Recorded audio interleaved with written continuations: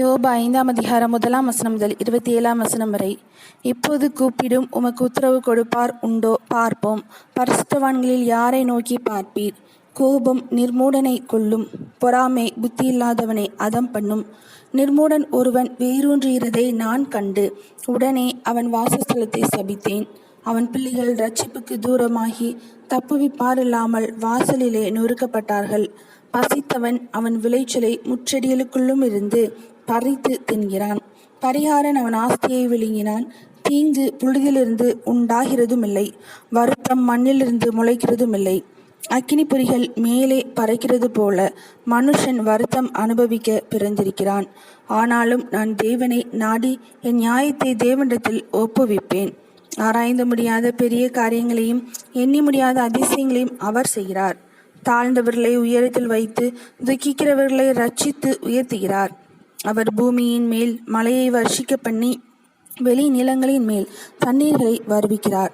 தந்திரக்காரரின் கைகள் காரியத்தை முடிய நடத்தக்கூடாதபடிக்கு அவருடைய உபாயங்களை அவர் அபத்தமாக்குகிறார். அவர் ஞானிகளை அவர்களுடைய தந்திரத்திலே பிடிக்கிறார். திரியாவரக்காரரின் ஆலோசனை கவிழ்க்கப்படும். அவர்கள் பகற்காலத்திலே அந்தகாரத்துக்குள்ளாகி மத்தியான வேளையிலே இரவில் தடவுகிறது போல தடவி திரிகிறார்கள். ஆனாலும் எளியவனை அவர்கள் வாயில் இருக்கிற பட்டயத்துக்கும் பலவானின் கைக்கும் விலக்கி இரட்சிக்கிறார். அதனால் தரித்திரனுக்கு நம்பிக்கை உண்டு, தீமையானது தன் வாயை மூடும். இதோ தேவன் தண்டிக்கிற மனுஷன் பாக்கியவான். ஆகையால் சர்வவல்லவருடைய சிற்றையை அற்பமாக எண்ணாதிரும். அவர் காயப்படுத்தி காயம் கட்டுகிறார், அவர் அடிக்கிறார், அவருடைய கை ஆற்றுகிறது. 6 இக்கட்டுகளுக்கு உம்மை நீங்களாக்குவார், 7வதிலும் பொல்லாப்பு உம்மை தொடாது. பஞ்ச காலத்திலே அவர் உம்மை மரணத்துக்கும் யுத்தத்திலே பட்டயத்தின் வெட்டுக்கும் விலக்கி மீட்பார். நாவின் சவுக்குக்கும் மறைக்கப்படுவீர். பாழாக்குதல் வரும்போது பயப்படாமல் இருப்பீர். பாழாக்குதலையும் பஞ்சத்தையும் பார்த்து நகைப்பீர். காட்டு மிருகங்களுக்கும் பயப்படாமல் இருப்பீர். வெளியின் கல்லுகளோடும் உமக்கு உடன்படிக்கை இருக்கும். வெளியின் மிருகங்களும் உம்மோடே சமாதானமாய் இருக்கும். உம்முடைய கூடாரம் சமாதானத்தோடு இருக்க காண்பீர்.